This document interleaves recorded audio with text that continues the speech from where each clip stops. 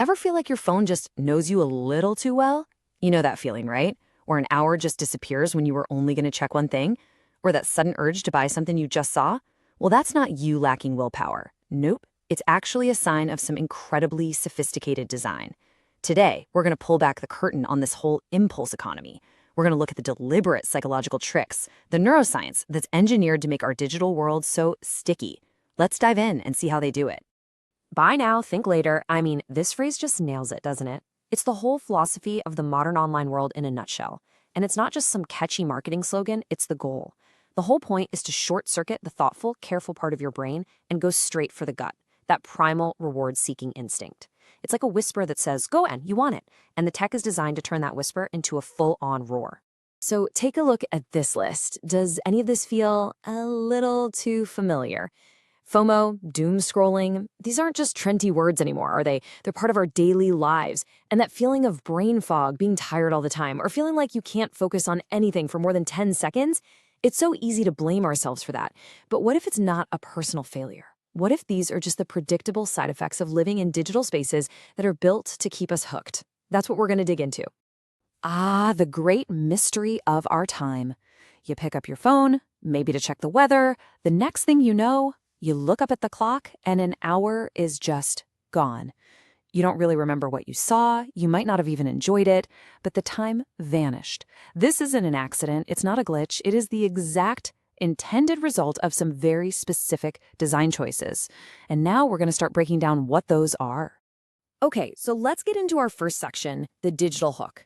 We're going deeper than just what you see on the screen.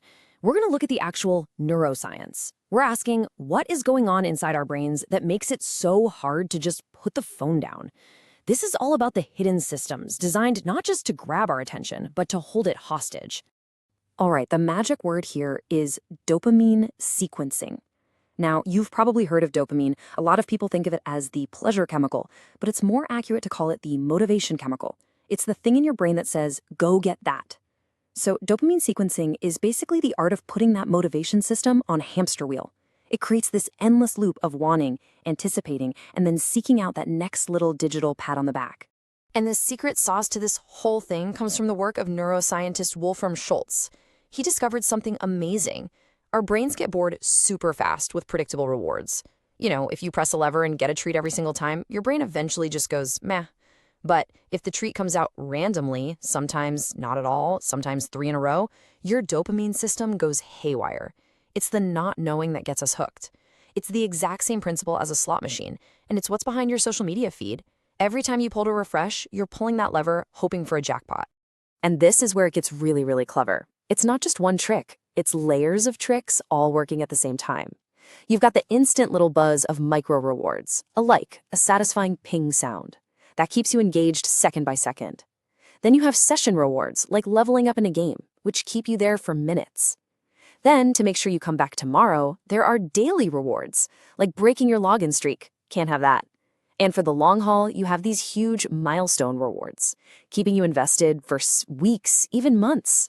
It's brilliant because your brain is always chasing something. So, now we're moving from the why, the brain science, to the how. In this section, we're looking at the architect's blueprint. If dopamine sequencing is the invisible force, then dark patterns are the actual tools, the blueprints they use to build these experiences.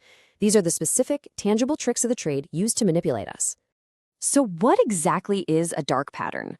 To put it simply, it's a design that's been carefully crafted to trick you. It's a button, a checkbox, a layout that benefits the company by steering you into doing something you probably didn't want to do.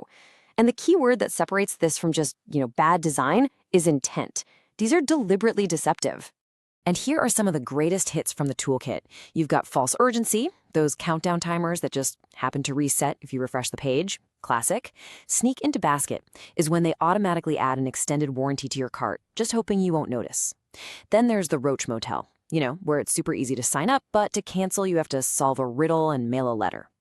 And of course, fake social proof, with those little messages like 15 people are looking at this right now. Each one is designed to exploit a very specific quirk in our psychology. Yeah, I'm willing to bet you've run into every single one of these, probably in the last 24 hours. The crazy thing is, once you learn to spot them, you start seeing them absolutely everywhere. They're basically built into the foundation of the internet at this point. Okay, so we've got the neuroscience and the design blueprints down. Now, in our third section, Designs in the Wild, we're going to see where the rubber meets the road. We're going to look at the data and see how these ideas translate into real-world behavior and billions of dollars on the platforms we all use every single day. Now, this is so fascinating because this isn't theory anymore. This is data on what people say actually works on them.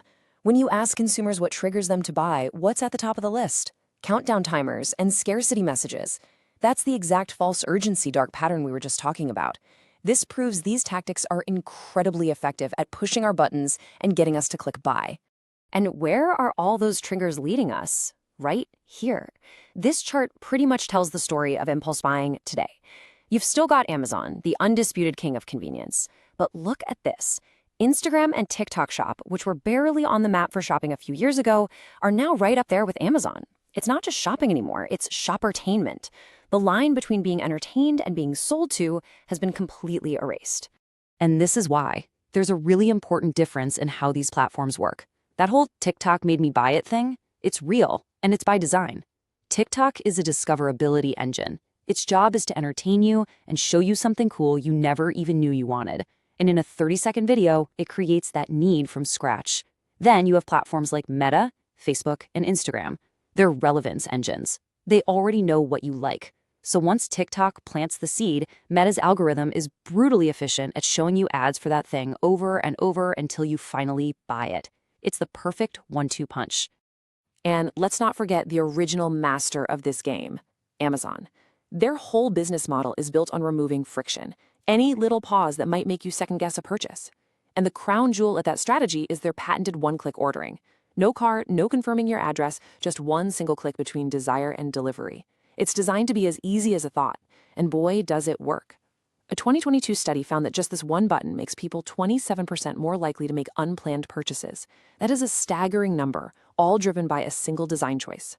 So we've seen the brain science, we've seen the blueprints, and we've seen them in action. This brings us to our final section, seeing the code.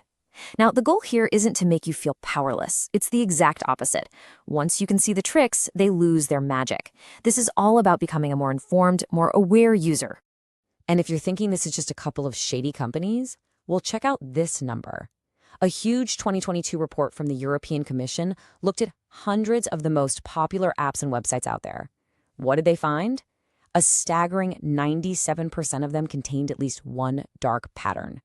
Let that sink in for a second. 97%. This isn't the exception, it's the rule. For a lot of companies, this is the business model. So what do? How do we fight back?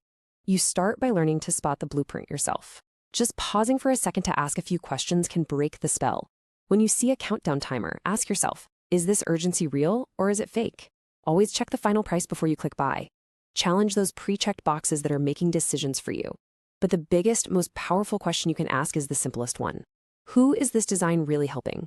Is it helping me or is it helping the company? Just asking that question is a huge first step. At the end of the day, the digital world is not a neutral space. It is an environment built on an incredibly deep understanding of how our minds work. These systems are designed to shape our behavior, to capture our attention, and to guide our choices. And it's not always in our best interest. So as the slide says, your brain is being hacked. The only question left is to what end? And hopefully after watching this, you're a little better equipped to see the code and to answer that question for yourself.